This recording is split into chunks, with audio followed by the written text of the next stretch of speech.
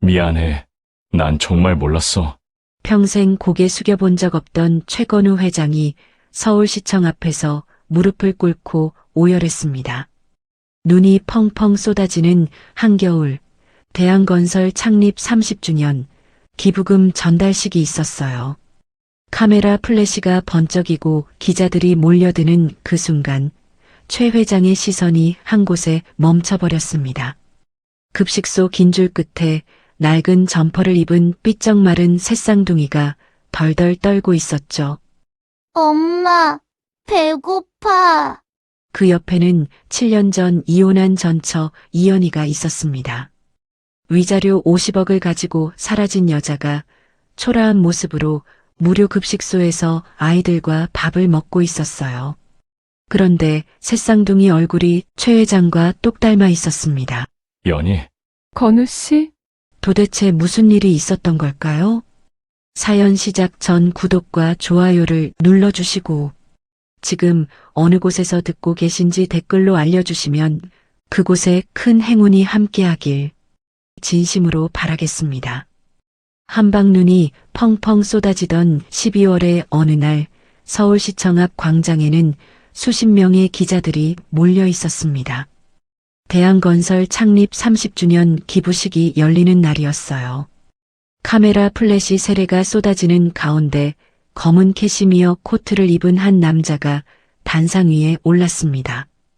대한건설 최건우 회장, 불과 35세의 나이에 재계 최연소 회장 자리에 오른 인물이었어요. 기자들의 질문이 빗발쳤지만 건우는 짧은 인사만 남긴 채 몸을 돌렸습니다. 바로 그때였습니다. 광장 저편 무료 급식소 앞에 사람들이 길게 줄을 서 있었어요. 건우의 시선이 그곳에 멈췄습니다. 낡은 점퍼를 입은 세 아이가 서로를 꼭 붙잡은 채 눈보라 속에서 덜덜 떨고 있었거든요. 코끝이 빨개진 아이들의 볼은 앙상하게 패여 있었고 입술은 파르스름하게 질려 있었습니다.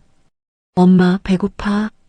막내로 보이는 아이가 앙상한 손으로 옆에 선 여자의 소매를 잡아당겼어요. 여자는 아이들 앞에 쪼그려 앉아 자신의 밥그릇에서 건더기를 하나하나 건져 아이들 그릇에 옮겨 담았습니다.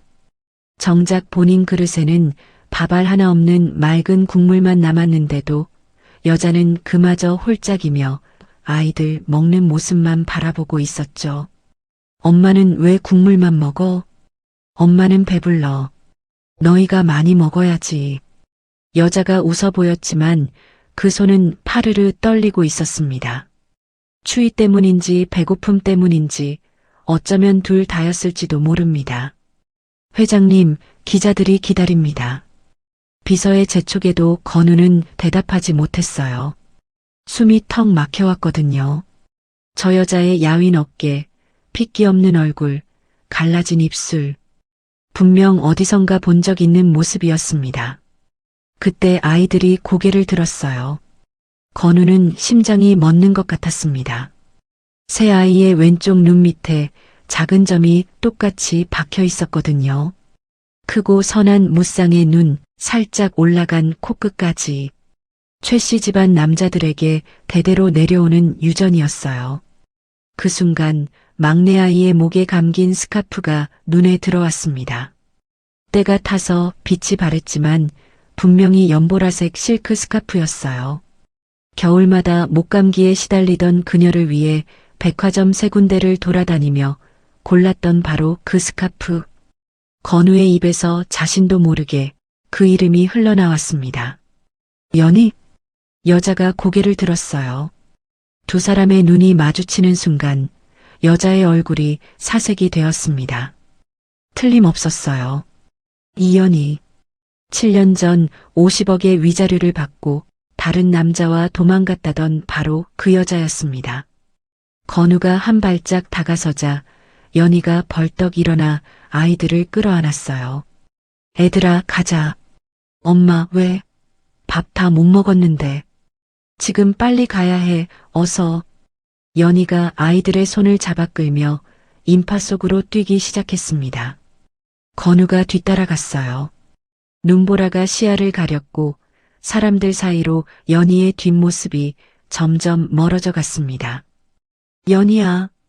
건우가 소리쳤지만 연희는 뒤도 돌아보지 않았어요. 눈 덮인 골목으로 아이들을 데리고 사라져버렸습니다. 건우가 멈춰선 그 자리 발밑에 무언가가 떨어져 있었어요. 연보라색 스카프였습니다. 도망치는 사이 아이 목에서 풀려 떨어진 모양이었어요. 건우가 천천히 몸을 숙여 젖은 스카프를 집어들었습니다.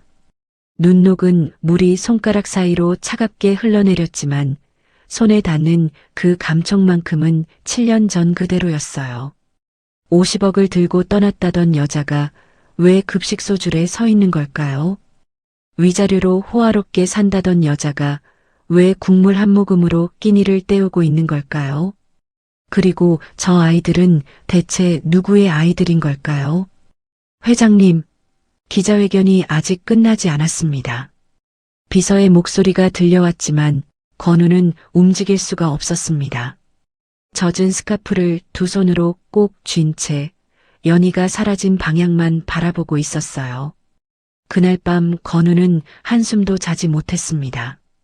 대한건설 본사 꼭대기층 회장 집무실 커다란 통유리창 너머로 서울 시내의 야경이 펼쳐져 있었지만 건우의 눈에는 아무것도 들어오지 않았어요.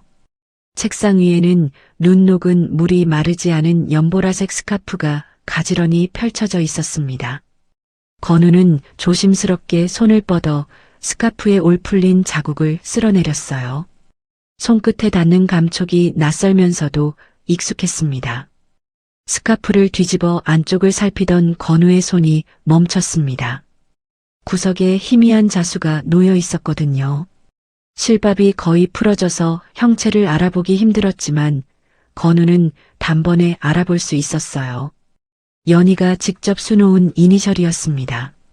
건우의 손이 부들부들 떨리기 시작했어요. 이 스카프는 분명히 자신이 연희에게 선물한 그 스카프가 맞았습니다. 그렇다면 오늘 급식소에서 본 그 여자도 그 아이들도 말도 안 돼. 건우가 낮게 중얼거렸습니다. 50억 위자료를 받고 떠난 여자가 왜 급식소 줄에 서 있는 걸까? 그 돈이면 평생 호화롭게 살고도 남았을 텐데 건우의 머릿속에 어머니의 목소리가 떠올랐습니다. 걔는 돈 챙겨서 불륜남이랑 도망갔어. 네가 출장 간 사이에. 그러니까 이제 그 여자 생각은 접어. 7년 전 해외 출장에서 돌아온 건우에게 어머니가 했던 말이었어요. 당시 건우는 믿을 수가 없었습니다. 연희가 그럴 리 없다고 무슨 오해가 있는 거라고 어머니께 따졌었죠. 하지만 어머니는 위자료 입금 확인서와 연희의 이혼 동의서를 내밀었고 건우는 더 이상 아무 말도 할 수가 없었어요. 그런데 왜? 건우가 다시 스카프를 내려다봤습니다. 그의 눈앞에 낮에 봤던 새 아이의 얼굴이 어른거렸어요. 왼쪽 눈 밑에 박힌 점, 크고 선한 무쌍의 눈, 살짝 올라간 코끝. 최 씨 집안 남자들의 얼굴이었습니다. 건우는 두 손으로 얼굴을 감싸 쥐었습니다. 머릿속이 하얗게 비어버리는 것 같았어요. 그때 건우의 눈앞으로 9년 전의 기억이 밀려 들어왔습니다. 대학 도서관이었어요. 석사 논문 자료를 찾으러 갔다가 건우는 서가 사이에서 책 정리를 하던 여자를 보게 됐습니다. 수수한 흰 블라우스에 긴 생머리, 화장기 없는 얼굴이었지만 묘하게 시선이 갔어요. 건우는 자료를 찾는 척하면서 자꾸만 그 여자 쪽을 훔쳐봤습니다. 그러던 어느 날이었어요. 여자가 높은 서가에서 책을 꺼내다가 균형을 잃고 휘청거렸습니다. 손에 들고 있던 책 대여섯 권이 와르르 바닥으로 쏟아졌죠. 건우는 자기도 모르게 달려갔어요. 괜찮으세요? 건우가 바닥에 흩어진 책을 주워 건네는 순간 두 사람의 손끝이 스쳤습니다. 여자가 화들짝 놀라며 고개를 들었어요. 맑고 깊은 눈동자가 건우를 바라보고 있었습니다. 감사합니다. 여자의 목소리는 맑고 또렷했어요. 건우는 괜히 심장이 두근거려서 엉뚱한 말을 꺼냈습니다. 책 좋아하세요? 저도 읽는 거 좋아해서요. 여기 자주 오거든요. 그렇게 시작된 대화는 도서관 폐관 시간까지 이어졌어요. 둘 다 책을 좋아했고, 조용한 걸 좋아했고, 사람 많은 곳보다 한적한 곳을 좋아했습니다. 말하지 않아도 통하는 게 있었어요. 그날 이후 건우는 매일 도서관을 찾았습니다. 연희를 보러 간 거였죠. 처음엔 자료 찾는 척 서가를 서성거렸고, 나중엔 대놓고 연희가 일하는 시간에 맞춰 도서관에 갔어요. 어느 날 연희가 조심스럽게 입을 열었습니다. 저 사실 고아원 출신이에요. 그래도 괜찮으시겠어요? 연희는 고개를 숙인 채 건우의 대답을 기다렸어요. 마치 거절당할 준비를 하는 것처럼 어깨가 움츠러들어 있었죠. 건우는 가볍게 웃으며 대답했습니다. 그게 왜요? 본인이 어떤 사람인지가 더 중요하죠. 그 말에 연희의 눈가가 붉어졌어요. 아무 말 없이 고개만 끄덕이던 연희의 눈에서 눈물 한 방울이 떨어졌습니다. 연애는 빠르게 진행됐어요. 건우는 태어나서 누군가를 이렇게까지 좋아한 적이 처음이었습니다. 연희의 모든 게 좋았어요. 웃는 얼굴도, 책 읽을 때 진지한 표정도, 가끔 혼잣말처럼 중얼거리는 습관도. 그해 겨울, 건우는 연희가 목감기에 자주 걸린다는 걸 알게 됐습니다. 연희가 마스크를 쓰고 기침하는 모습을 본 건우는 백화점 세 군데를 돌아다녔어요. 연희에게 가장 잘 어울릴 색을 찾아서 이거 받아요. 건우가 예쁘게 포장된 상자를 내밀자 연희가 눈을 둥그렇게 떴습니다. 상자를 열어본 연희의 입에서 작은 탄성이 흘러나왔어요. 연보라색 실크 스카프. 따뜻하면서도 목에 안 자극 주는 거라고 하더라고요. 이런 비싼 거 받아도 돼요? 연희가 울먹이며 물었습니다. 건우는 멋쩍게 머리를 극적였어요. 목이 따뜻해야 감기에 안 걸리잖아요. 앞으로 겨울마다 그거 하고 다녀요. 연희는 스카프를 꺼내 두 손으로 꼭 쥐었어요. 마치 세상에서 가장 소중한 보물을 받은 것처럼. 그리고 프로포즈를 하던 날이었습니다. 건우가 불쑥 물었어요. 나중에 우리 아이 이름 뭐로 할까? 연희가 잠시 생각하더니 수줍게 대답했습니다. 최건, 최강, 최희. 3명 낳아서 건강히 자라라고요.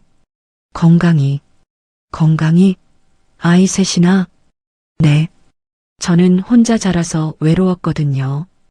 우리 아이들은 서로 의지하면서 건강하게 자랐으면 좋겠어요. 건우는 그 말이 너무 예뻐서 연희를 꼭 끌어안았습니다. 그래, 우리 아이 셋 낳고 행복하게 살자. 그게 9년 전의 일이었어요. 건우가 현실로 돌아왔습니다.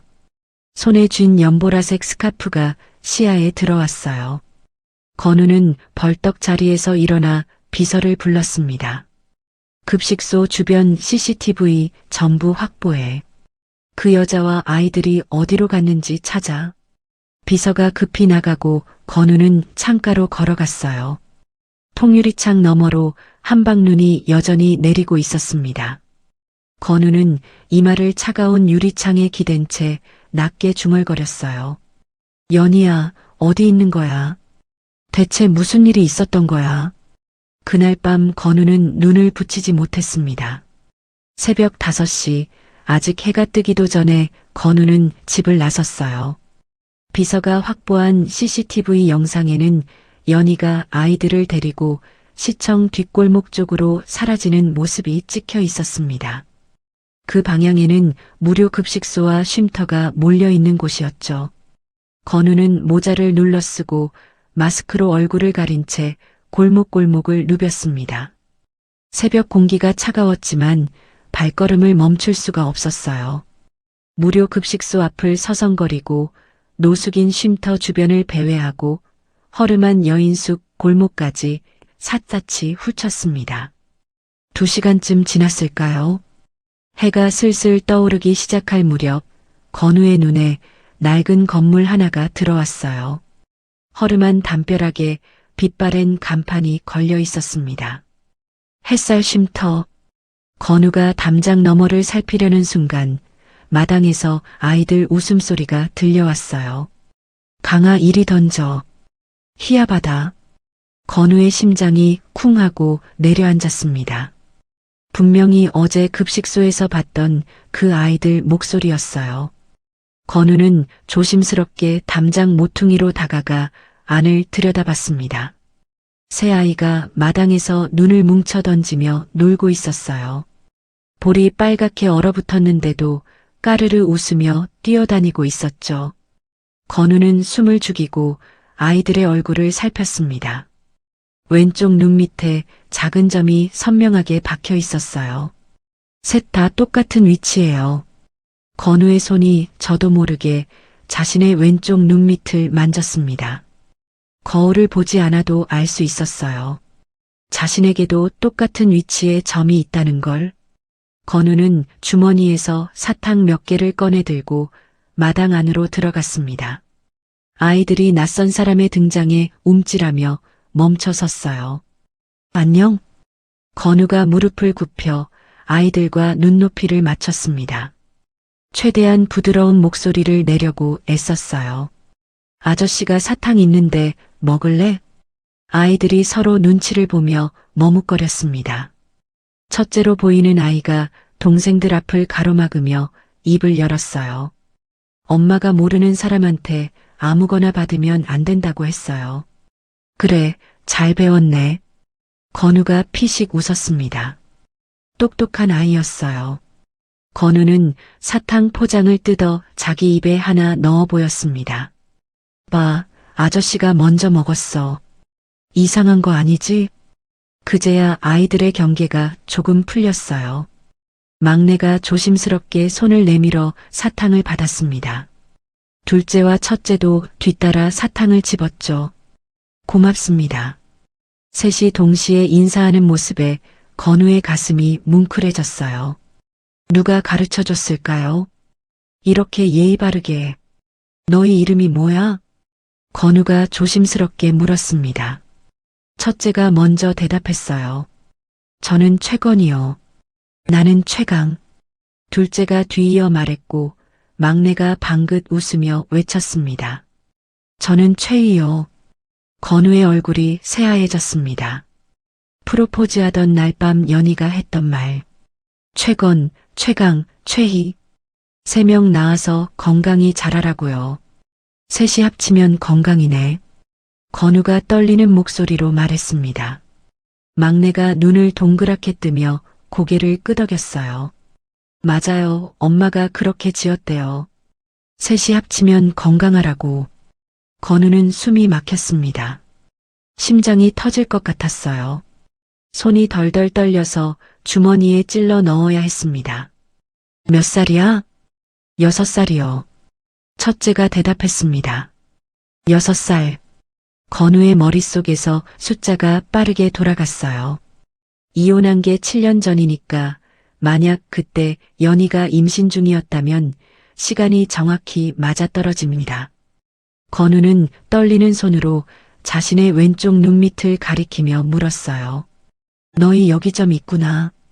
아빠도 여기 점 있어? 아이들의 표정이 순간 어두워졌습니다. 첫째가 고개를 저으며 대답했어요. 아빠 없어요. 원래 없었어요. 그 말이 비수처럼 건우의 가슴에 박혔습니다. 원래 없었다니. 태어날 때부터 아빠가 없었다는 뜻이잖아요. 엄마가 그랬어요. 아빠는 아주 멀리 살아서 우리 보러 올 수가 없대요. 첫째가 덤덤하게 말했습니다. 어린아이 입에서 나오기엔 너무나 익숙한 말투였어요. 그동안 얼마나 많이 되뇌었으면 저렇게 담담하게 말할 수 있을까요? 아저씨는 아빠 있어요? 막내가 고개를 갸웃거리며 물었습니다. 건우는 대답할 수가 없었어요. 목이 꽉 막혀서 말이 나오지 않았습니다. 애들아, 그때 날카로운 목소리가 들려왔어요. 건우가 고개를 돌리자 쉼터 현관문 앞에 연희가 서 있었습니다. 얼굴이 하얗게 질려 있었죠. 엄마. 아이들이 연희에게로 달려갔어요. 연희는 아이들을 뒤로 감싸 안으며 건우를 노려봤습니다. 여긴 왜 왔어요? 목소리가 차갑게 떨리고 있었어요. 건우가 천천히 일어서며 입을 열었습니다. 연희야, 이 아이들 혹시... 아니에요. 연희가 건우의 말을 잘랐습니다. 눈가가 붉어져 있었지만 이를 악물고 있었어요. 더 이상 묻지 마세요. 그냥 가세요. 제발 다시는 찾아오지 마세요. 연희야, 나 할 말이... 할 말 없어요. 연희의 목소리가 갈라졌습니다. 눈물이 그렁그렁 맺혀 있었지만 끝내 떨어지지 않았어요. 건우는 아무 말도 할 수 없었습니다. 연희가 아이들의 손을 잡고 현관문 안으로 들어갔어요. 문이 쾅 닫혔습니다. 건우는 굳은 발로 그 자리에 서 있었습니다. 문 닫히는 소리가 귓가에 메아리처럼 울렸어요. 문 안쪽에서는 연희가 차가운 벽에 등을 기댄 채 주저앉아 있었습니다. 입술을 꽉 깨물어 소리가 새어나오지 않게 막으면서 두 손으로 얼굴을 감싸쥐고 있었죠. 미안해요, 건우 씨. 하지만 지금 와서 뭘 어쩌겠어요. 이미 너무 늦었어요. 연희의 어깨가 소리 없이 들썩였습니다. 문 밖에서 건우는 연희의 흔들리던 눈빛을 떠올리고 있었어요. 차갑게 밀어내면서도 눈가에 맺혀있던 눈물, 떨리던 목소리. 건우는 주머니에서 휴대폰을 꺼내 비서에게 전화를 걸었습니다. 일정 전부 취소해. 그리고 7년 전에 무슨 일이 있었는지 전부 다 조사해서 바로 보고해. 전화를 끊은 건우는 쉼터 건물을 한참 동안 바라봤어요. 낡은 창문 너머로 아이들의 그림자가 어른거렸습니다. 자신과 똑같은 눈밑점을 가진, 자신과 똑같은 얼굴을 한 아이들. 건우의 두 손이 부르르 떨렸습니다. 건우가 비서에게 조사를 지시한 지 이틀이 지났습니다. 그 사이 건우는 회사 일에 손이 가지 않았어요. 회의 중에도 멍하니 창밖만 바라보다가 임원들의 질문에 엉뚱한 대답을 하기 일쑤였죠. 머릿속에는 온통 새 아이의 얼굴만 맴돌았습니다. 왼쪽 눈 밑에 점, 크고 선한 무쌍의 눈, 그리고 아빠는 원래 없었다던 그 말. 사흘째 되던 날 저녁, 비서가 두툼한 서류 봉투를 들고 회장실로 들어왔어요. 회장님, 말씀하신 자료 정리됐습니다. 건우가 손짓으로 자리에 앉으라고 했습니다. 비서가 서류를 책상 위에 펼치며 조심스럽게 입을 열었어요. 이연희 씨의 지난 7년간 기록입니다. 거주지, 병원, 대출 내역까지 전부 확보했습니다. 건우가 서류를 집어들었어요. 첫 장부터 훑어보는 건우의 눈동자가 점점 흔들리기 시작했습니다. 이혼 직후 거주지가 서울 외곽의 쪽방촌으로 되어 있습니다. 보증금 50만 원에 월세 25만 원짜리 단칸방이었어요.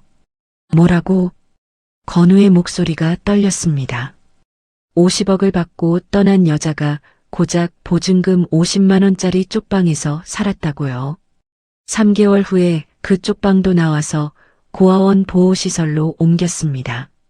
연희 씨가 어릴 때 자랐던 고아원인데 당시 원장님이 후견인 역할을 해주신 것 같습니다. 비서가 다음 페이지를 넘겼어요. 출산 기록입니다. 새쌍둥이를 낳으셨는데 출산 당시 보호자 기록이 없습니다. 보호자가 없어? 네.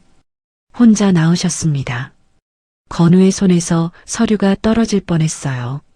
새쌍둥이를 혼자서 낳았다니 얼마나 무섭고 외로웠을까요?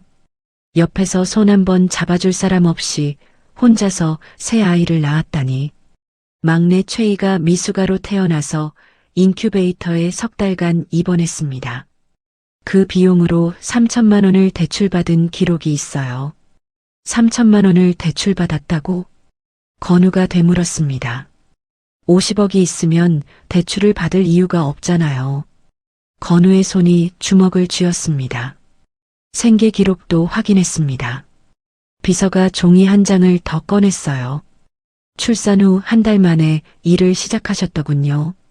식당 설거지, 건물 청소, 편의점 야간 알바, 공장 일용직까지 하루에 18시간씩 일하신 기록이 있습니다.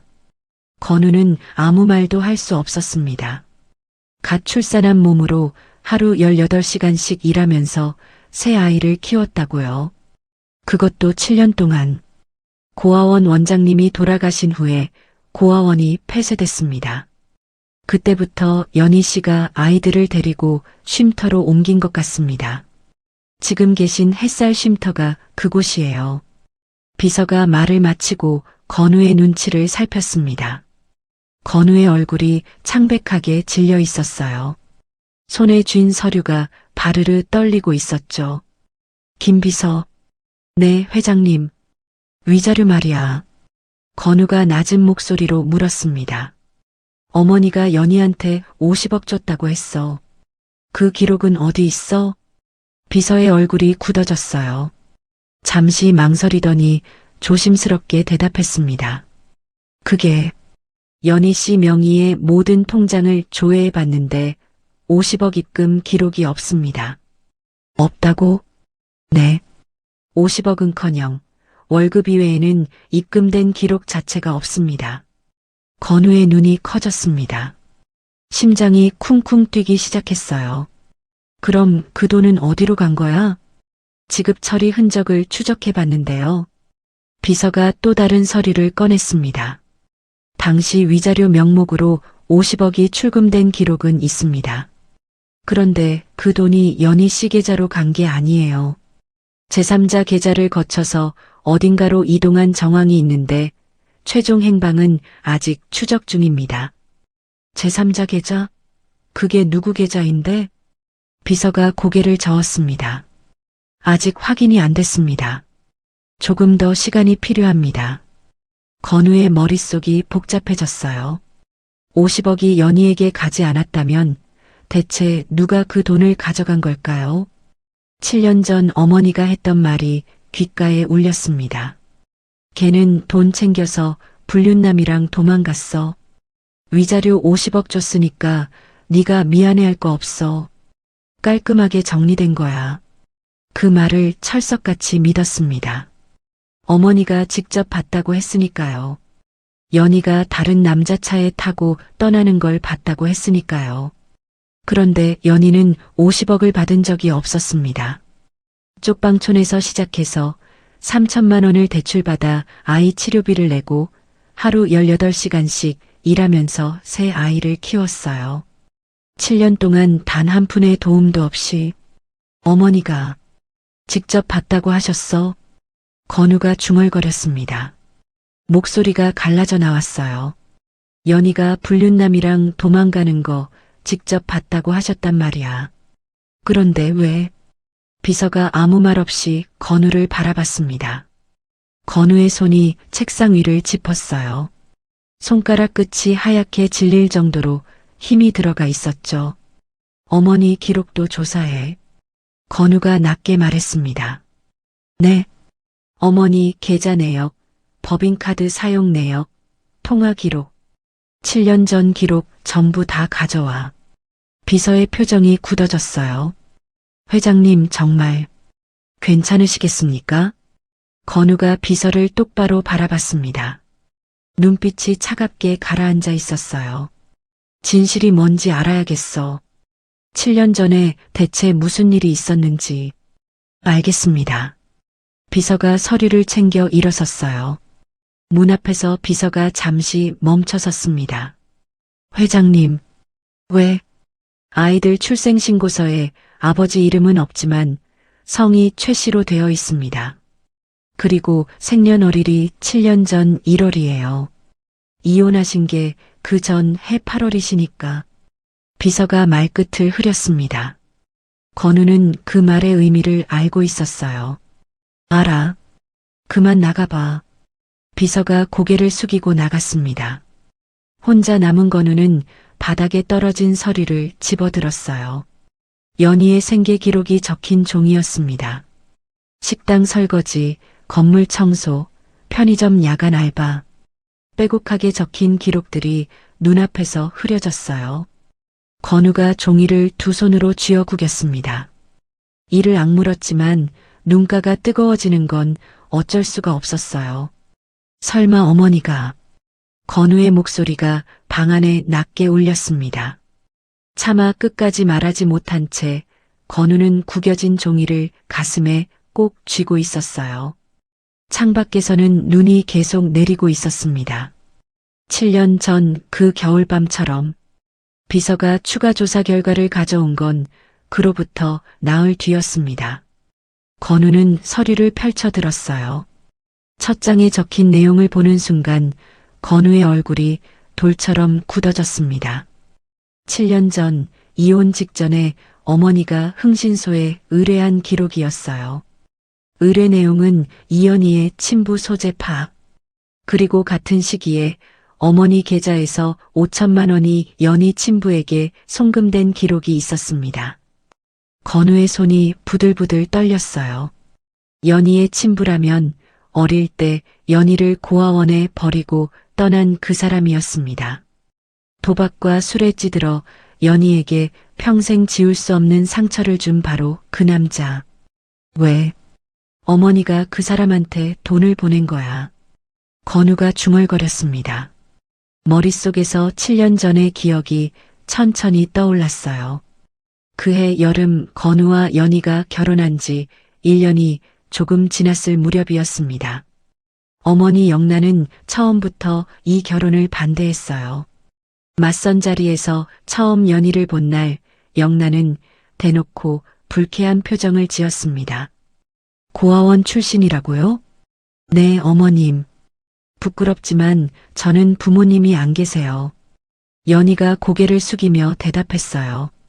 영란의 입꼬리가 실룩거렸습니다. 우리 집안에 고아 출신이 들어온다. 격이 안 맞아도 한참 안 맞는구먼. 어머니. 건우가 낮은 목소리로 불렀지만 영란은 콧방귀를 뀌었어요. 나는 반대야. 내 눈에 흙이 들어가기 전까진 절대 안 돼.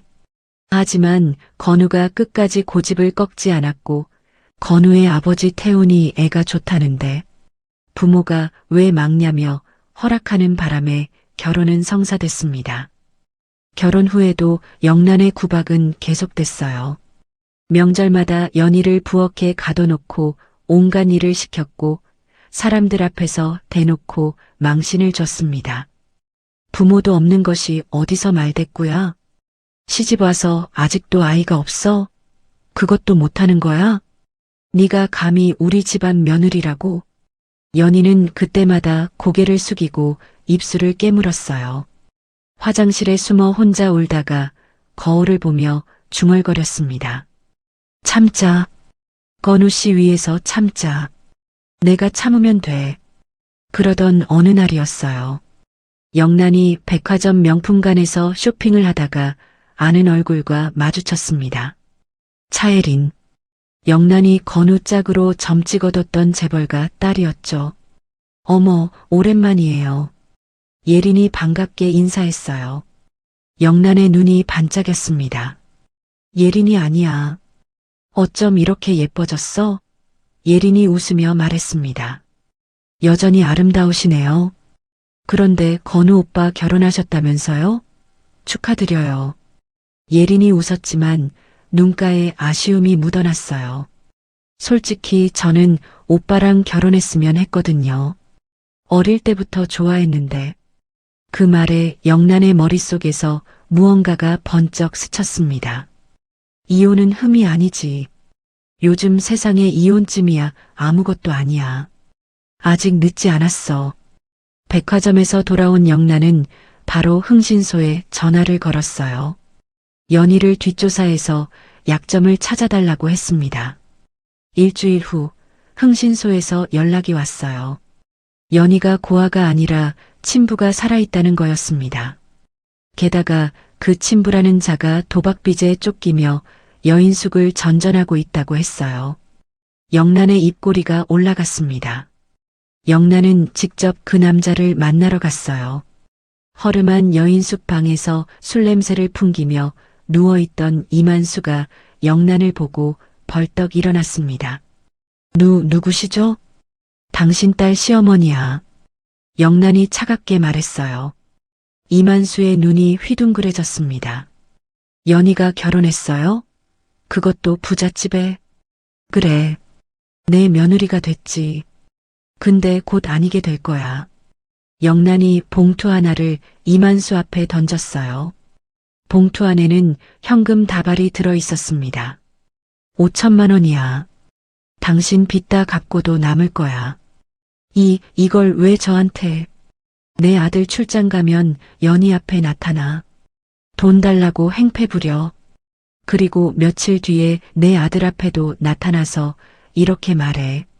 딸이 자기를 죽은 사람 취급했다고, 아비를 내쫓았다고. 이만수가 눈을 깜빡였어요. 그렇게만 하면 되는 겁니까? 그래. 간단하지? 영란이 싸늘하게 웃었습니다. 건우가 해외 출장을 간 날 밤이었어요. 연희가 혼자 거실에서 책을 읽고 있는데 현관문이 쾅 열렸습니다. 술 냄새를 풍기는 남자가 비틀거리며 들어왔어요. 연희는 그 얼굴을 보는 순간 온몸이 얼어붙었습니다. 아, 아버지. 오랜만이다, 딸아. 부잣집 시집 갔다며? 아버지 좀 도와줘야지. 이만수가 비틀거리며 다가왔어요. 연희가 뒷걸음질 쳤습니다. 어떻게 여길? 왜 여기 오신 거예요? 야, 이제 부잣집 사모님 됐잖아. 돈 좀 줘. 응? 아버지 빚 좀 갚게 돈 좀 달라고. 효도 좀 해야지. 이만수가 연희의 팔을 잡았어요. 연희의 눈앞이 하얘졌습니다. 어릴 때 기억이 순식간에 떠올랐거든요. 술 취해서 엄마를 때리던 아버지, 도박빚 때문에 집을 내놓고 도망치던 아버지, 결국 7살 연희를 고아원에 맡기고 사라진 아버지. 놓으세요.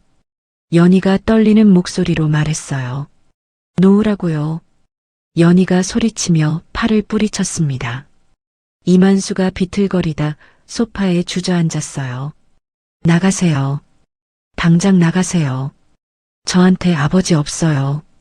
전 아버지 없이 자랐어요. 연희가 울먹이며 소리쳤습니다. 그때 거실 문이 열리며 영란이 모습을 드러냈어요. 어머, 이게 무슨 소란이야? 영란이 능청스럽게 물었습니다.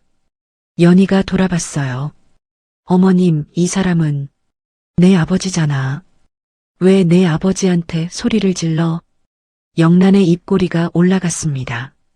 어머님, 연희의 얼굴이 사색이 됐어요.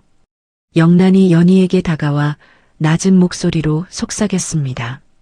연희야, 우리 조용히 얘기 좀 하자. 영란이 연희를 서재로 데려갔어요. 아이 생기기 전에 우리 깔끔하게 정리하자. 연희가 영란을 멍하니 바라봤어요. 무슨 말씀이세요? 이혼해. 더 이상 건우 인생 망치지 말고 네 발로 나가. 연희의 다리에 힘이 풀렸습니다. 어머님, 저는 건우 씨를 정말 사랑한다고? 웃기지 마. 영란이 코웃음을 쳤어요. 너 같은 게 무슨 사랑이야. 고아원 출신에 저런 아비를 둔 것이 우리 집안에 어울려? 건우한테 그런 피가 섞인 애를 안기게. 연희의 눈에서 눈물이 흘러내렸습니다. 가만히 있으면 내 아비가 찾아왔다는 거 건우한테 다 말할 거야. 네가 아비를 숨긴 거, 출신을 속인 거 다 말할 거야. 그럼 건우가 어떻게 되겠어? 자기 아내가 자기한테 거짓말한 거 알면? 전 거짓말 안 했어요. 어머님, 7살 때 이후로 인연 끊긴 지 오래됐습니다. 저한텐 아버지가 없는 거나 마찬가지예요. 영란이 비웃었습니다. 내 아비가 찾아와서 돈 뜯어가는 것도 알아? 앞으로도 계속 찾아올 거야. 그때마다 건우 체면이 어떻게 되겠어? 연희는 아무 말도 할 수 없었어요. 영란의 말이 비수처럼 가슴에 박혔습니다. 조용히 떠나. 제발 건우 발목 이제 그만 좀 잡고. 너도 아직 젊은데 너한테 어울리는 사람 만나 다시 시작하면 되잖아. 영란이 서류 한 장을 내밀었어요. 이혼 동의서였습니다. 며칠 후 건우가 출장에서 돌아왔습니다. 영란은 건우가 돌아오기 전에 모든 준비를 마쳐 놓았어요. 연희 휴대폰에서 몰래 보낸 거짓 문자들, 불륜 정황을 담은 합성 사진들, 그리고 연희 친부 이만수의 거짓 증언까지. 건우야, 너 앉아봐. 엄마가 할 말 있어.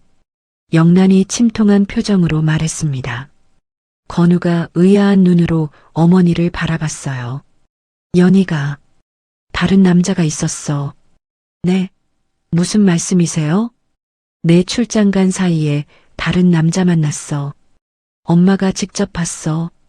남자 차 타고 가는 거. 건우의 얼굴이 굳어졌습니다. 말도 안 돼요. 연희가 그럴 리 없어요. 이것 봐.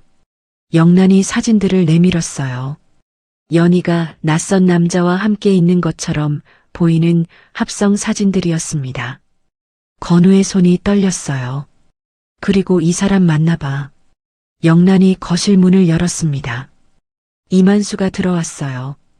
누구세요? 연희 아버지입니다. 사위 되시는 분이죠? 건우가 눈을 크게 떴어요. 연희가 부모님 돌아가셨다고 했는데, 연희 어머니는 진작 죽었는데 저는 살아 있습니다. 근데 연희가 절 죽은 사람 취급하더라고요. 아비를 내쫓았어요. 돈 좀 달라고 했더니 당장 나가라고, 아버지 없다고. 이만수가 눈물까지 짜내며 말했습니다. 건우의 머릿속이 하얘졌어요. 출신을 속이고 아버지를 숨기고 다른 남자까지. 연희 지금 어디 있어요? 돈 챙겨서 떠났어. 위자료 50억 주니까 신나서 가더라. 네가 미안해할 거 없어. 영란이 건우의 어깨를 토닥였습니다. 건우는 아무 말도 할 수 없었어요. 그 시각 연희는 스카프 하나만 쥔 채 집을 나서고 있었습니다. 떠나기 전 마지막으로 건우에게 전화를 걸었지만 받은 건 영란이었어요. 다신 연락하지 마. 깔끔하게 끝내. 전화가 끊어졌습니다. 연희는 폭설이 쏟아지는 거리에 서서 소리 없이 울었어요. 손에 쥔 연보라색 스카프가 눈에 젖어 축축해졌습니다. 연희는 그렇게 거리로 내몰렸습니다.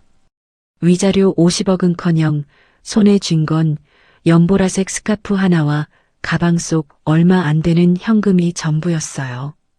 열흘을 헤맨 끝에 겨우 구한 곳이 서울 외곽의 쪽방촌이었습니다. 보증금 50만 원에 월세 25만 원짜리 단칸방. 겨우 한 사람 누우면 꽉 차는 좁은 방이었지만 연희에게는 그마저도 감사했어요. 쪽방에 짐을 풀고 일주일쯤 지났을까요? 연희는 아침부터 속이 울렁거렸습니다. 혹시나 싶어 약국에서 임신 테스트기를 샀어요. 2줄이 떴습니다. 설마 싶어서 다음날 병원에 갔어요. 새쌍둥이네요. 아기가 셋 있어요. 연희의 눈앞이 캄캄해졌습니다. 한 명도 아니고 셋이라니. 혼자서 어떻게 셋을 낳고 키운단 말인가요? 병원을 나온 연희는 한참을 거리를 헤맸어요. 차가운 바람이 뺨을 때렸지만 느껴지지 않았습니다. 건우 씨 아이야. 어떻게? 셋이나? 나 혼자 어떻게? 그때 뒤에서 날카로운 목소리가 들려왔어요. 거기서 시어머니 영란이었습니다. 연희의 얼굴이 사색이 됐어요.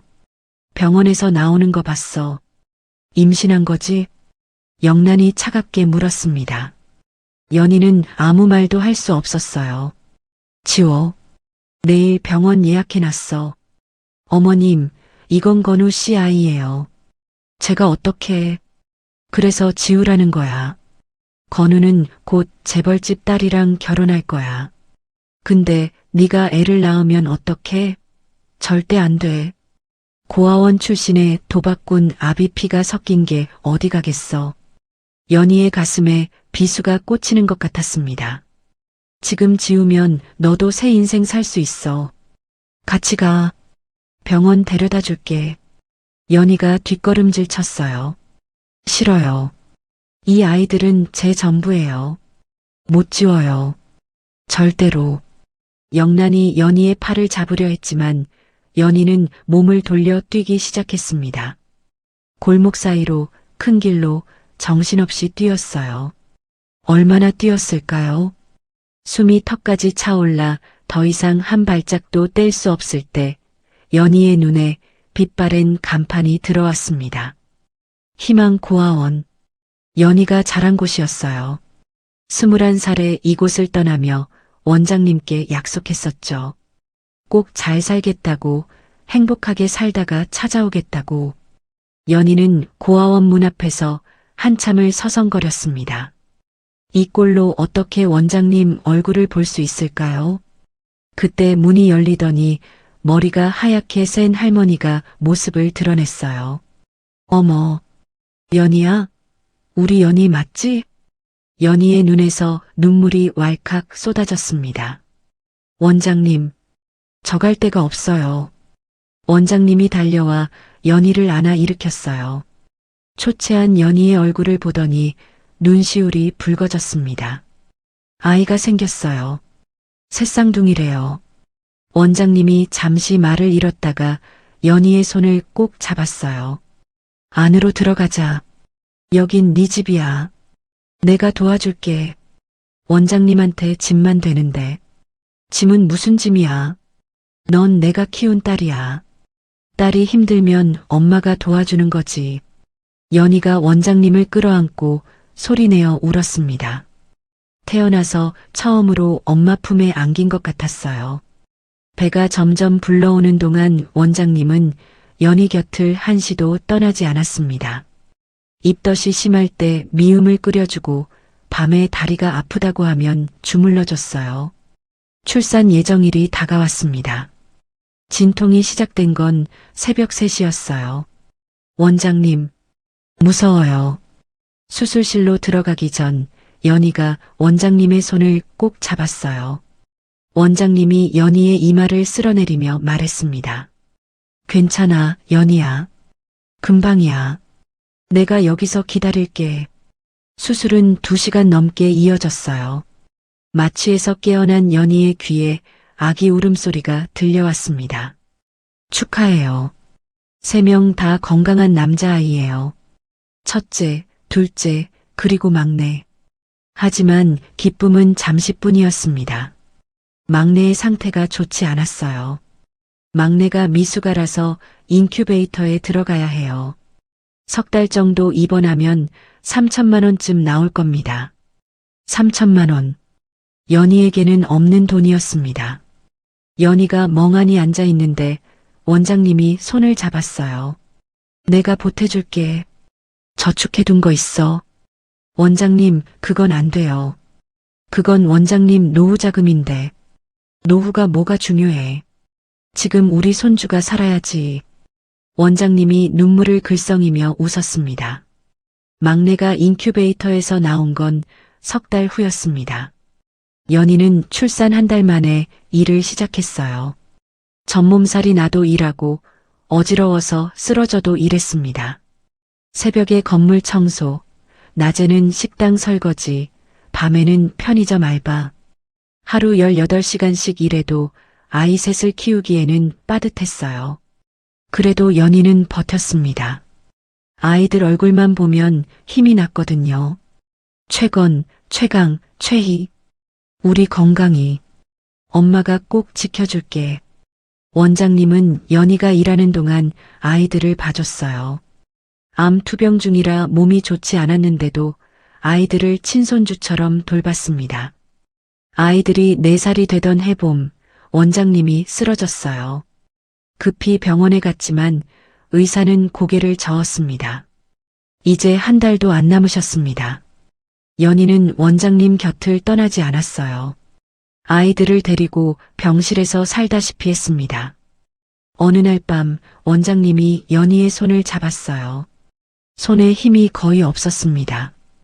연희야, 원장님 말씀하세요. 나는 널 정말 내 딸이라고 생각했어.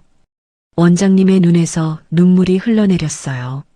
나 없어도 애들 잘 키우고 행복해라. 연희야. 원장님. 연희가 원장님의 손을 꼭 움켜쥐었습니다.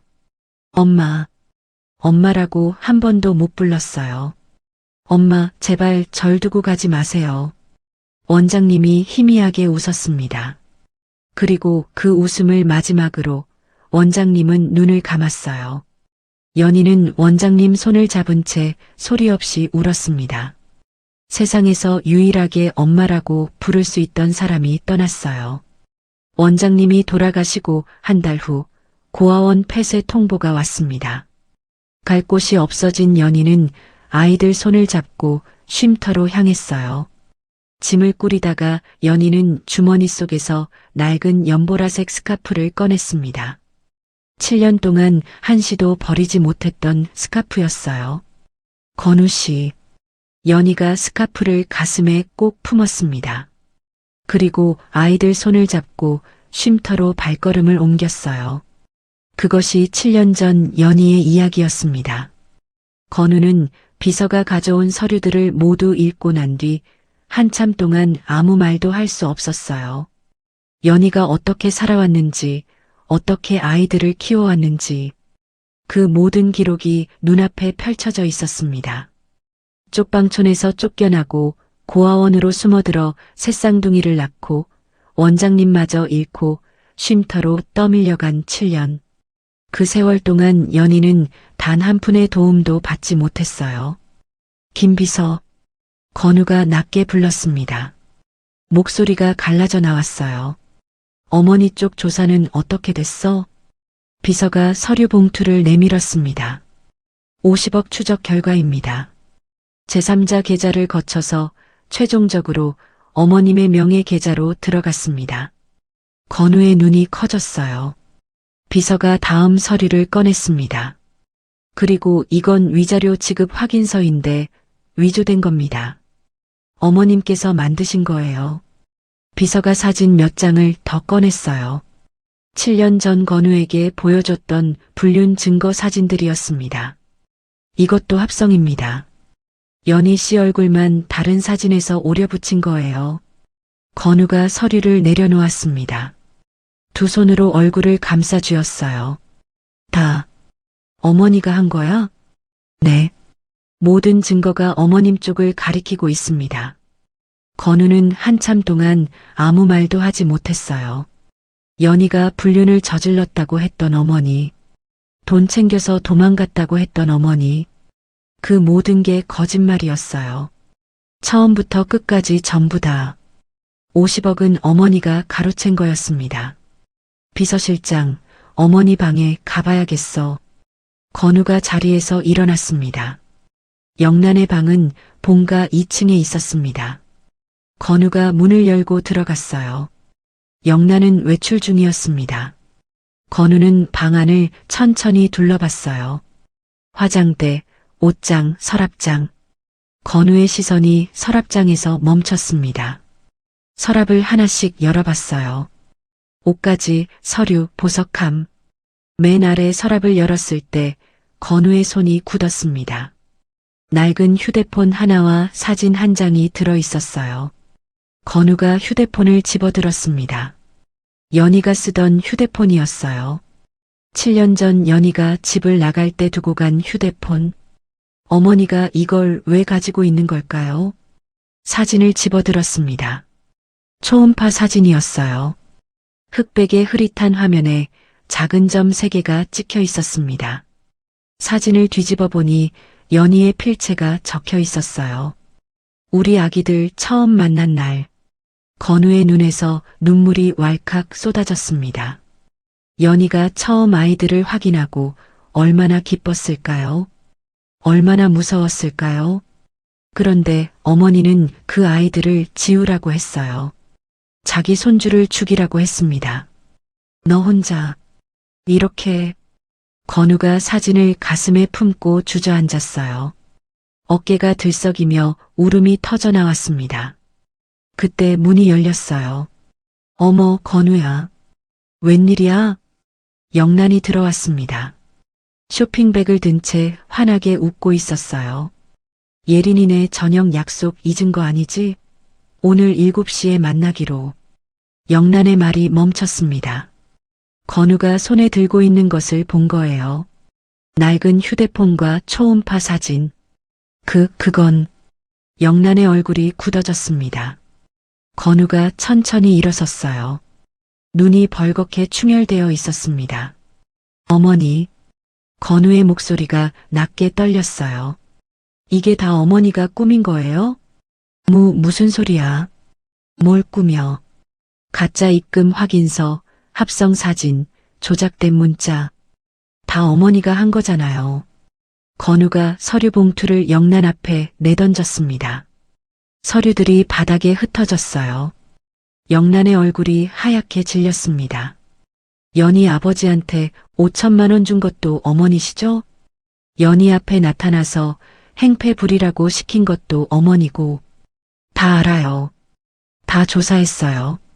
건우야, 그건. 왜요? 왜 그랬어요? 건우가 소리쳤습니다. 태어나서 처음으로 어머니에게 소리를 질렀어요. 연희가 뭘 잘못했어요? 날 사랑한 게 죄예요? 고아원 출신인 게 죄예요? 영란이 입술을 달싹거렸어요.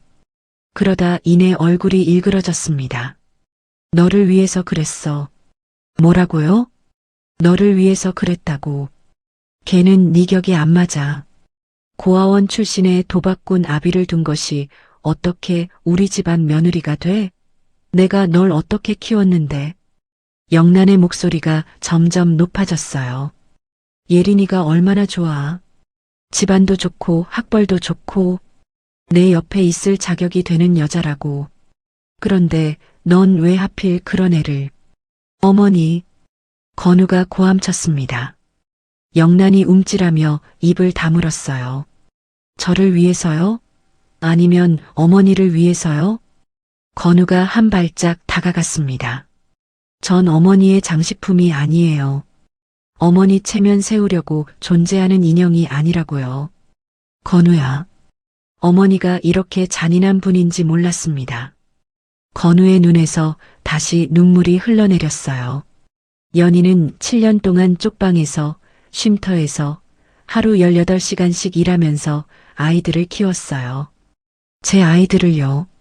어머니 손주들을요. 영란의 얼굴이 창백해졌습니다. 걔가 결국 낳은 거야? 네. 어머니가 지우라고 협박했는데도 끝까지 지켜서 낳은 거예요. 새쌍둥이를요. 건우의 목소리가 떨렸어요. 7년 동안 제 아이들이 쉼터에서 굶주리고 있었어요. 그걸 어머니가 그렇게 만든 거예요. 영란이 뒷걸음질 쳤습니다. 다리에 힘이 풀리는 듯 화장대를 붙잡았어요. 더 이상 절 볼 생각하지 마세요. 건우가 차갑게 말했습니다. 어머니가 한 일 전부 법적으로 처리하겠습니다. 횡령, 사문서 위조, 명예훼손. 각오하세요.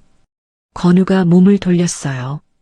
방문을 열고 나가려는 순간 영란이 건우의 팔을 붙잡았습니다. 건우야, 제발. 엄마가 잘못했어. 응? 엄마가 잘못했다고. 놓으세요. 네가 어떻게 엄마를 고발해? 내가 널 어떻게 키웠는데. 응? 평생을 너만 바라보고 살았는데. 건우가 영란의 손을 뿌리쳤습니다. 다시는 제 앞에 나타나지 마세요. 건우가 문을 열고 나갔어요. 영란이 문 앞에 주저앉아 절규했습니다. 건우야, 건우야. 하지만 건우는 뒤돌아보지 않았습니다. 계단을 내려가 현관문을 열고 나갔어요. 밖에는 눈이 내리고 있었습니다. 건우는 차에 올라타지 않았어요. 눈을 맞으며 걷기 시작했습니다.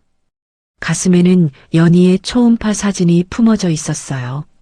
연희야, 미안해. 정말 미안해. 건우가 걸으며 중얼거렸습니다. 눈물과 눈송이가 뒤섞여 뺨을 타고 흘러내렸어요. 그 시각 영란의 휴대폰이 울렸습니다. 화면에 차예린이라는 이름이 떠 있었어요. 여보세요, 저 예린이에요. 오늘 저녁 약속 취소된 건가요? 건우 오빠가 연락이 안 돼서요. 영란이 떨리는 목소리를 억누르며 대답했습니다. 아, 예린아. 건우가 갑자기 급한 일이 생겨서 미안해. 다음에 다시 잡자. 네. 무슨 일이에요? 오빠 괜찮은 거예요? 응, 괜찮아. 회사 일이야. 내가 다시 연락할게. 전화를 끄는 예린의 얼굴이 굳어졌어요. 뭔가 이상했습니다. 사모님 목소리가 평소와 달랐거든요. 회사 일이면 오빠가 직접 연락했겠지. 예린이 창밖을 바라보며 중얼거렸습니다. 눈이 펑펑 쏟아지고 있었어요. 건우는 눈을 맞으며 한참을 걸었습니다. 어디로 가는지도 모른 채 발길 닿는 대로 걸었어요. 머릿속에는 온통 연희 생각뿐이었습니다. 쪽방촌에서 혼자 아이를 낳던 밤, 전몸살에 시달리면서도 일하러 나가던 새벽, 원장님 임종을 지키며 울던 그 순간들. 그 모든 시간 동안 자신은 어머니의 거짓말을 믿고 멀쩡히 살아왔어요. 어느새 건우의 발걸음은 햇살 쉼터 앞에 멈춰 서 있었습니다. 낡은 건물 창문 사이로 희미한 불빛이 새어나오고 있었어요. 건우는 현관문 앞에 서서 배를 누르려다 손을 멈췄습니다. 손이 덜덜 떨렸어요. 뭐라고 하지? 미안하다고? 그게 될까? 그동안 혼자 얼마나 고생했는데. 건우가 문 앞에서 한참을 서성거렸습니다. 배를 누르려다 말고 돌아서려다 말고. 그때 문이 열렸어요. 연희가 쓰레기 봉투를 들고 나오다가 건우를 발견했습니다. 연희의 얼굴이 굳어졌어요. 왜 또 온 거예요? 연희의 목소리가 낮게 가라앉아 있었습니다. 건우는 아무 말도 할 수 없었어요. 오랜만에 제대로 마주보는 연희의 얼굴은 너무나 야위어 있었습니다. 가세요. 건우 씨는 건우 씨 자리로 돌아가세요. 연희야. 이제 와서 무슨 소용이에요. 7년이에요. 7년. 연희가 고개를 저었습니다. 연희야, 나 다 알아. 어머니가 한 짓 다 알게 됐어. 연희의 눈이 흔들렸어요. 하지만 이내 고개를 돌렸습니다. 알면 뭐해요. 다 지난 일인데. 지난 일이 아니야. 난 지금이라도. 건우 씨. 연희가 건우를 똑바로 바라봤어요. 눈가가 붉어져 있었지만 애써 담담하게 말했습니다. 떠난 건 저예요. 제가 스스로 떠난 거예요. 건우 씨 탓 아니에요. 그러니까 미안해하지 말고 그냥 가세요. 연희야. 제발이요. 더 힘들어지기 전에 제발 가주세요. 연희가 몸을 돌려 안으로 들어가려 했어요. 그 순간 건우가 무릎을 꿇었습니다. 눈이 쌓인 차가운 땅바닥 위에 무릎을 꿇고 고개를 숙였어요. 연희가 멈춰섰습니다. 뭐 하는 거예요? 일어나요. 네가 떠난 거라고? 아니야. 건우의 목소리가 갈라져 나왔습니다. 어머니가 널 쫓아낸 거야. 내 아버지 돈 줘서 데려오고 가짜 사진 만들고 위자료 가로채고 그렇게 널 내쫓은 거야. 넌 피해자야, 연희야. 연희의 어깨가 떨렸어요. 그리고 난 바보같이 그걸 그동안 몰랐어. 어머니 말만 믿고 널 의심했어. 네가 얼마나 억울했을지, 얼마나 힘들었을지 생각도 안 했어. 건우의 눈에서 눈물이 흘러내렸습니다. 나 너한테 약속했잖아. 최건, 최강, 최희, 건강히. 셋 다 내가 지킨다고. 연희의 입술이 파르르 떨렸어요. 근데 난 아무것도 못 지켰어. 네가 혼자서 낳고, 혼자서 키우고, 혼자서 올 때 난 아무것도 몰랐어. 평생 사죄해도 모자라. 건우가 두 손으로 눈 덮인 땅을 짚었습니다. 용서해달라고 안 할게. 그럴 자격 없어. 근데 이것만은 알아줘. 건우가 고개를 들어 연희를 바라봤어요. 눈물 범벅이 된 얼굴로. 단 하루도 널 잊은 적 없어. 단 하루도. 연희의 눈에서 눈물이 왈칵 쏟아졌습니다. 더 이상 참을 수가 없었어요. 7년 동안 꾹꾹 눌러왔던 것들이 한꺼번에 터져 나왔습니다. 연희가 그 자리에 주저앉았어요. 나도요. 연희가 흐느끼며 말했습니다. 나도 하루도 안 잊었어요. 건우 씨 생각뿐이었어요. 보고 싶었어요. 너무 보고 싶었어요. 사실 나 그동안 너무 힘들었어요. 건우가 연희를 끌어안았습니다. 부서질 듯이 꽉 안았어요. 미안해. 이제 내가 다 책임질게. 너도 아이들도 다 내가 지킬게. 연희가 건우의 품에 안겨 소리내어 울었습니다. 건우도 연희를 안은 채 울었어요.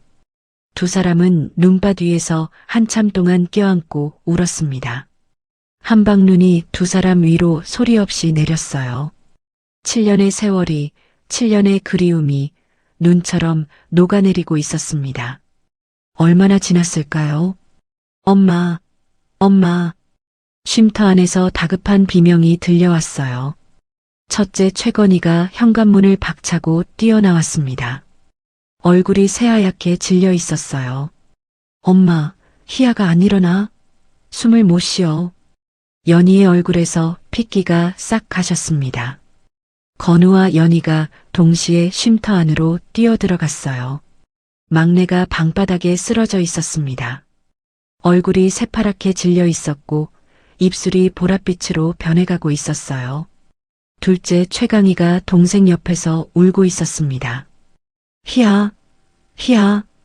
연희가 막내를 안아 올렸어요. 몸이 불덩이처럼 뜨거웠습니다. 안 돼, 안 돼. 연희의 손이 사시나무 떨듯 떨렸어요. 건우가 연희 품에서 막내를 받아 안았습니다. 가벼웠어요. 6살 아이가 깃털처럼 가벼웠습니다. 내가 데려갈게. 차 바로 앞에 있어. 뛰어. 건우가 막내를 안고 눈밭을 뛰었어요. 연희가 두 아이 손을 잡고 뒤따랐습니다. 차에 올라타자마자 건우가 엑셀을 밟았어요. 조금만 참아, 희야. 조금만. 건우가 운전하며 백미러로 뒷좌석을 봤습니다. 연희가 막내를 안고 있었어요. 막내의 고개가 축 늘어져 있었습니다. 희야, 눈 떠봐. 희야. 연희가 막내의 뺨을 두드렸어요. 반응이 없었습니다. 건우가 이를 악물고 속도를 높였어요. 눈길이 미끄러웠지만 멈출 수 없었습니다. 제발, 제발. 연희가 막내를 꼭 안은 채 울었습니다. 응급실에 도착했어요. 건우가 막내를 안고 뛰어들어갔습니다. 제 아이 좀 살려주세요. 건우가 외쳤어요. 간호사들이 달려와 막내를 들것에 눕혔습니다. 의사가 막내 상태를 살피더니 소리쳤어요. 산소포화도 떨어진다. 응급처치 들어가. 막내가 응급실로 실려 들어갔습니다. 문이 닫히는 순간 연희의 다리에 힘이 풀렸어요. 건우가 급히 연희를 부축했습니다. 괜찮아. 괜찮을 거야. 희아가, 우리 희아가. 첫째와 둘째가 연희의 다리에 매달려 울었어요. 엄마, 희아 죽어. 건우가 무릎을 굽혀 아이들 눈높이에 맞췄습니다. 아이들의 눈물을 손으로 닦아주며 말했어요. 괜찮아. 희아 안 죽어. 내가 지켜줄게. 2시간이 지났습니다. 의사가 응급실에서 나왔어요. 표정이 심각했습니다. 보호자분이세요? 건우가 망설임 없이 대답했어요. 네, 제가 아빠입니다. 연희가 놀란 눈으로 건우를 바라봤습니다. 건우는 흔들림 없는 눈빛으로 고개를 끄덕였어요. 면담실로 오시겠습니까? 건우와 연희가 의사를 따라갔습니다. 의사가 무거운 표정으로 입을 열었어요. 백혈병입니다. 연희가 바닥에 주저앉았습니다. 건우가 급히 연희를 부축했어요. 골수이식이 필요한 상황입니다. 시간이 많지 않습니다. 연희가 울부짖었어요. 안 돼요. 우리 희아가. 건우가 연희를 안아 일으키며 의사에게 물었습니다. 제 골수 확인해 주세요. 제가 아빠니까요. 의사가 고개를 끄덕였어요. 내일 아침에 검사하시죠. 건우가 연희의 손을 꼭 쥐었습니다. 내가 살릴게. 내 뼈라도 다 줄게. 우리 아이잖아. 연희가 건우에게 기대어 울었어요. 응급실 복도에 두 사람의 울음소리가 길게 메아리 쳤습니다. 그날 밤 건우와 연희는 병원 복도에서 뜬 눈으로 밤을 새웠습니다. 차가운 복도 의자에 나란히 앉아 아무 말도 하지 못했어요. 첫째 건이와 둘째 강이는 연희 무릎에 기대어 잠들어 있었습니다. 건우는 아이들의 얼굴을 바라보며 생각했어요. 왼쪽 눈 밑의 점, 자신과 똑같은 얼굴. 그동안 아빠 없이 얼마나 외로웠을까요? 다음 날 아침 건우는 약속대로 골수 적합 검사를 받았습니다. 결과가 나오기까지 사흘이 걸렸어요. 그 사흘 동안 건우는 병원을 떠나지 않았습니다. 회사 일은 비서에게 맡기고 아이들 곁을 지켰어요. 밥을 사다 주고 아이들 손을 잡아주고 밤에는 복도 의자에서 쪽잠을 잤습니다. 사흘째 되는 날 오후 의사가 건우를 불렀어요. 검사 결과 나왔습니다. 건우와 연희가 의사 앞에 앉았습니다. 연희의 손이 떨리고 있었어요. 건우가 연희의 손을 꼭 잡았습니다. 골수 적합 판정 받으셨습니다. 의사의 말에 연희가 숨을 멈췄어요. 아버님이 적합하시네요. 이식 진행 가능합니다. 연희의 눈에서 눈물이 흘러내렸습니다. 건우도 눈시울이 붉어졌어요. 다만 의사가 말을 이었습니다. 골수 채취 과정이 쉽지 않습니다. 전신 마취 후에 골반뼈에서 골수를 뽑아야 해요. 회복에도 시간이 걸리고 통증도 상당합니다. 연희가 고개를 저었어요. 안 돼요. 건우 씨 몸이 망가지면 어떡해요. 연희야, 다른 방법 없어요? 제 골수는 안 맞아요? 연희가 의사에게 물었습니다. 의사가 고개를 저었어요. 어머님은 적합하지 않습니다. 현재로서는 아버님 골수가 유일한 방법이에요. 연희가 건우를 바라봤습니다. 건우 씨, 이건 내가 해야지. 건우가 단호하게 말했어요. 내가 아빠잖아. 아빠가 안 하면 누가 해. 하지만 연희야. 건우가 연희의 두 손을 감싸 쥐었습니다. 내가 그동안 해준 게 뭐가 있어. 아이들 낳을 때도 키울 때도 아플 때도 난 없었어. 이번만큼은 내가 할게. 제발 나한테 기회를 줘.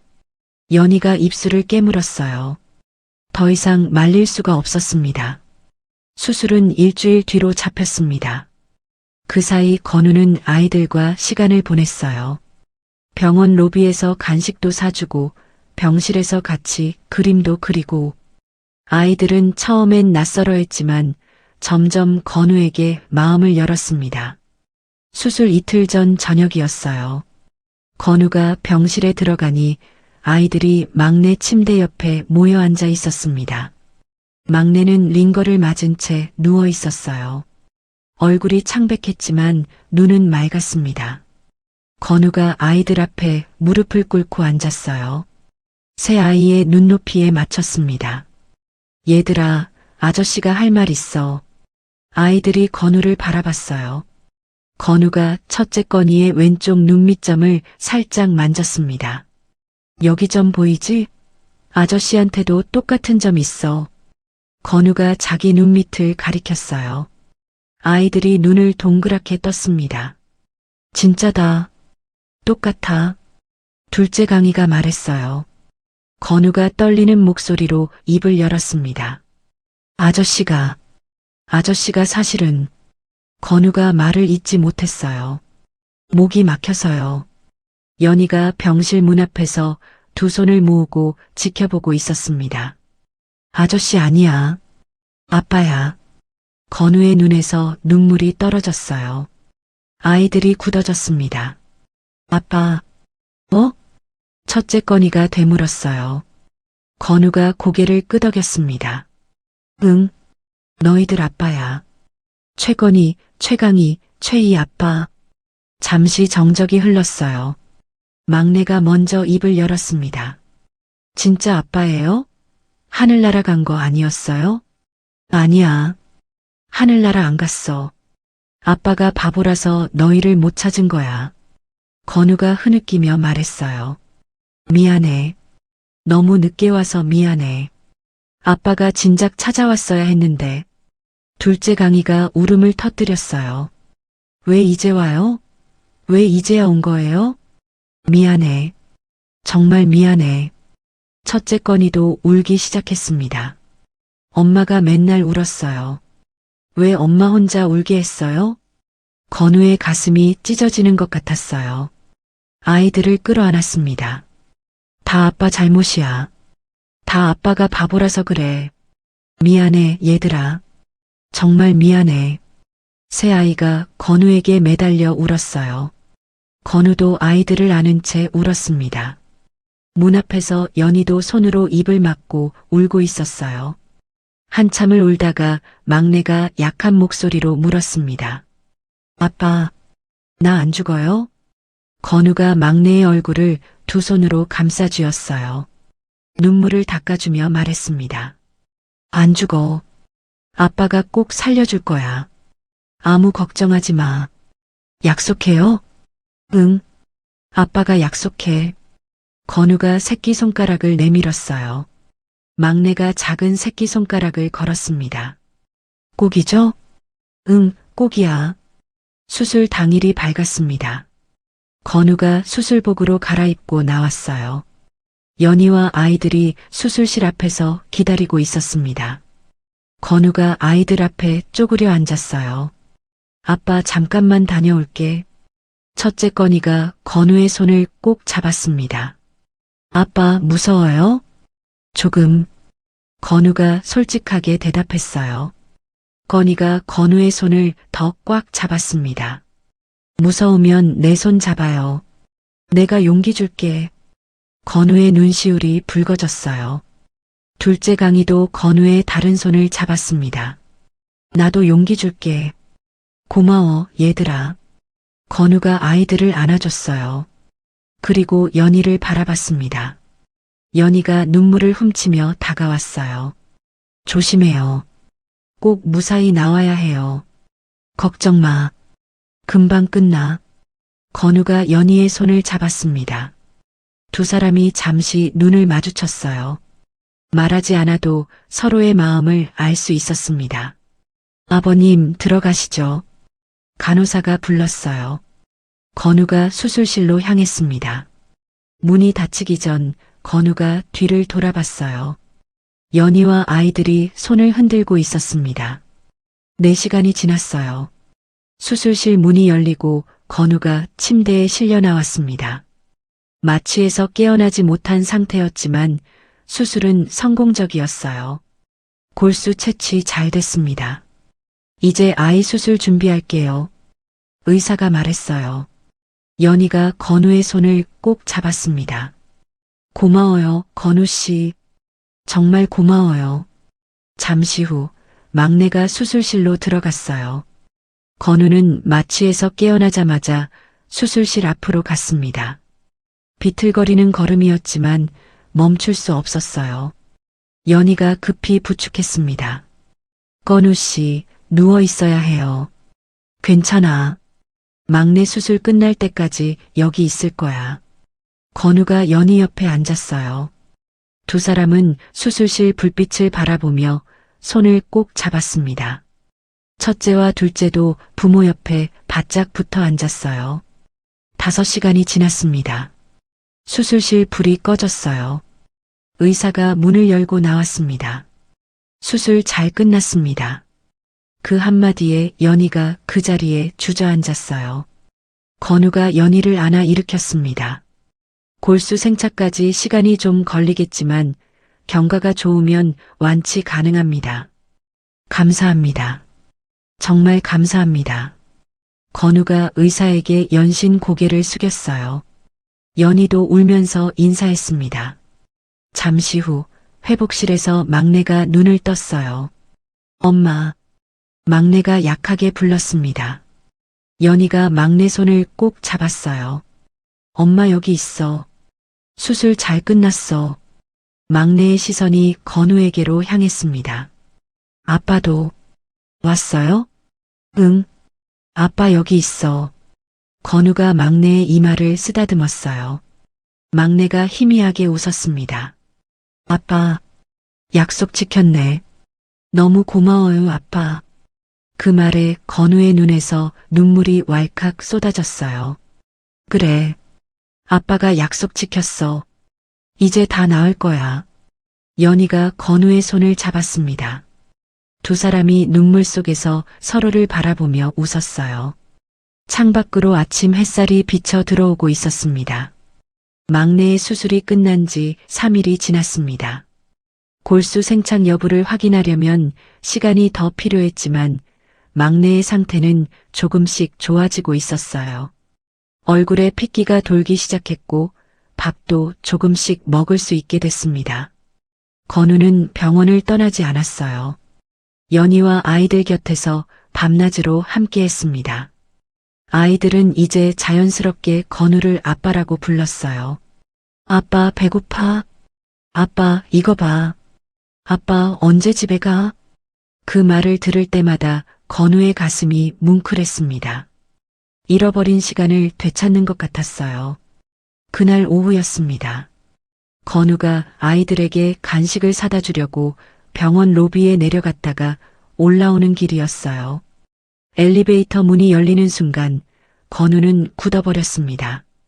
영란이 서 있었거든요. 어머니. 영란이 건우를 밀치고 복도로 성큼성큼 걸어갔습니다. 건우가 급히 뒤따랐어요. 어머니, 여긴 왜 오신 거예요? 네가 여기 있다고 해서 왔지.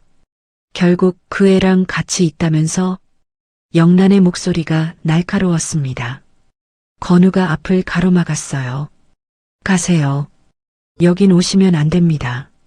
뭐? 왜 오면 안 돼? 영란이 건우를 밀치고 병실 쪽으로 향했습니다. 건우가 다시 막아섰지만 영란은 이미 병실 문을 열어젖혔어요. 병실 안에는 연희와 새 아이가 있었습니다. 첫째와 둘째가 막내 침대 옆에서 그림을 그리고 있었고 연희는 막내에게 죽을 먹이고 있었어요. 영란이 들어서자 연희의 얼굴이 굳어졌습니다. 아이들도 낯선 사람의 등장에 움찔했어요. 아! 영란이 연희를 노려보며 말했습니다. 결국 네가 내 아들 발목을 잡았구나. 그 꼴로 살다가 돈 냄새 맡고 또 기어 나온 거지? 어머니. 건우가 소리쳤어요. 하지만 영란은 멈추지 않았습니다. 내 아들이 골수까지 줬다며? 네가 뭔데 내 아들 골수를 빼가? 연희가 아무 말도 하지 못했어요. 입술을 깨물고 고개를 숙였습니다. 아이들이 겁에 질려 연희 뒤로 숨었어요. 그리고 저것들.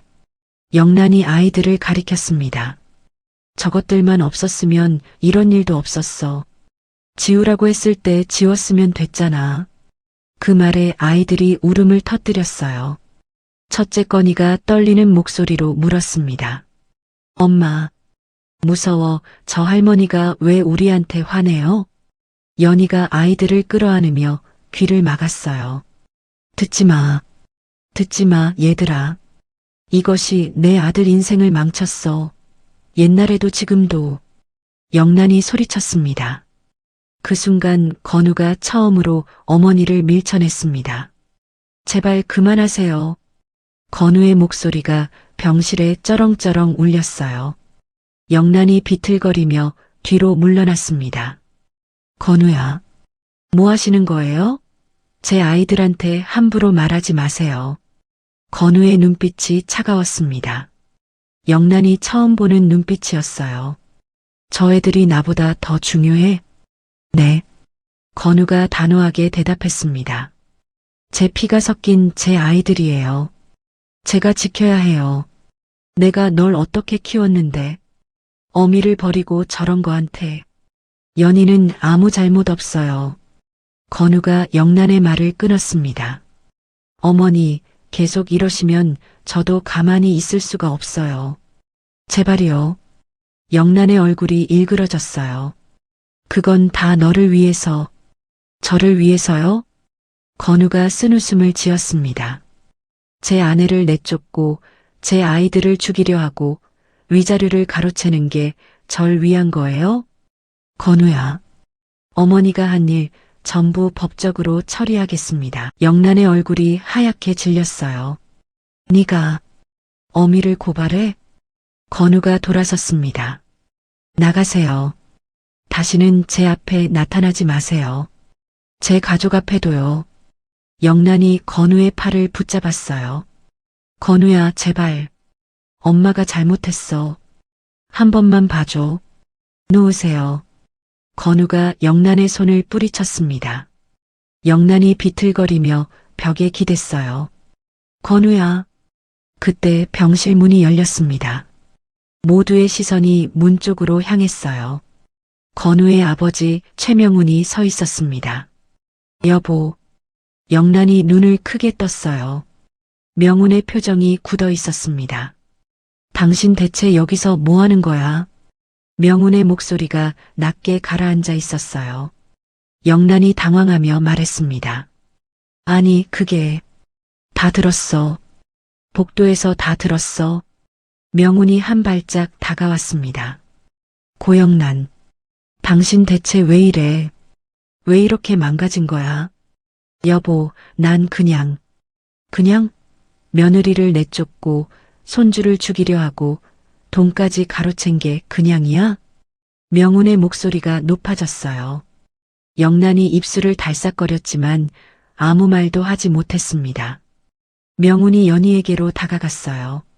연희가 움찔했습니다. 아버님, 연희야. 명훈이 연희 앞에서 고개를 숙였습니다. 미안하다. 내가 몰랐다. 네 시어머니가 너한테 그런 짓을 하는 줄 몰랐어. 아버님, 네가 얼마나 고생했니? 아이들이 얼마나 힘들었니? 다 내 잘못이야. 명훈의 눈에 눈물이 맺혔어요. 연희도 울먹였습니다. 괜찮아요, 아버님. 지난 일인데요.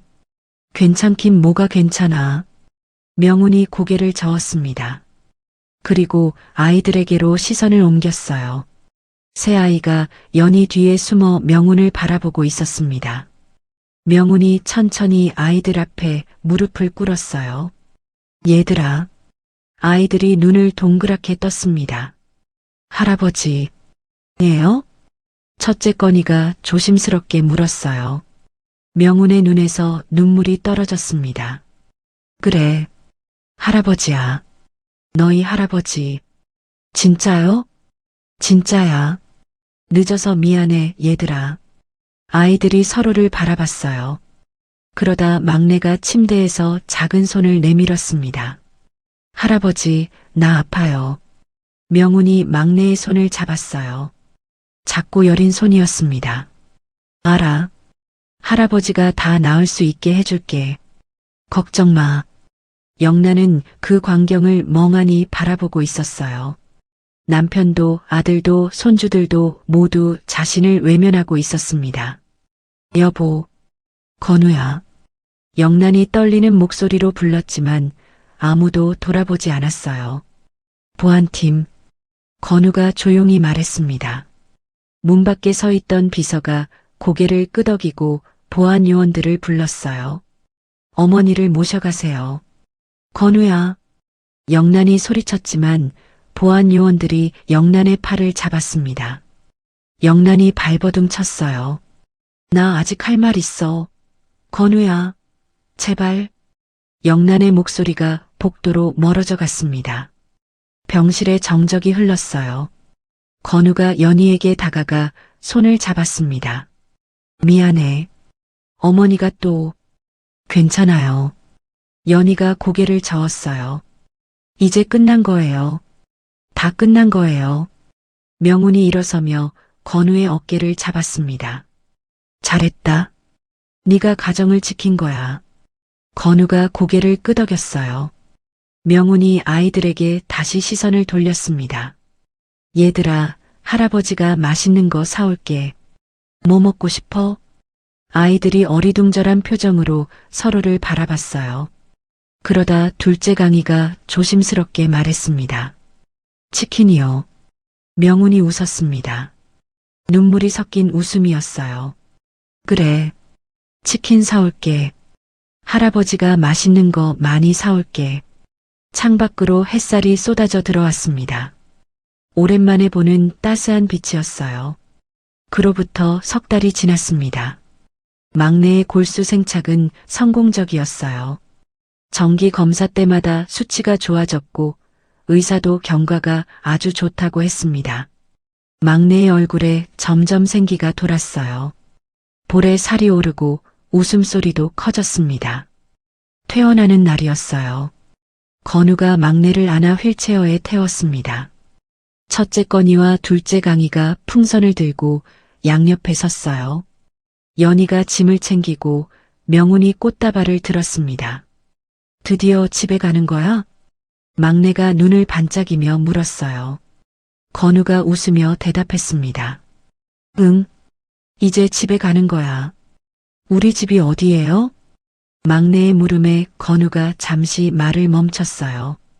그리고 연희를 바라봤습니다. 연희도 건우를 바라봤어요. 두 사람의 눈이 마주쳤습니다. 아빠랑 엄마랑 같이 사는 집이야. 건우가 대답했어요. 막내가 환하게 웃었습니다. 진짜요?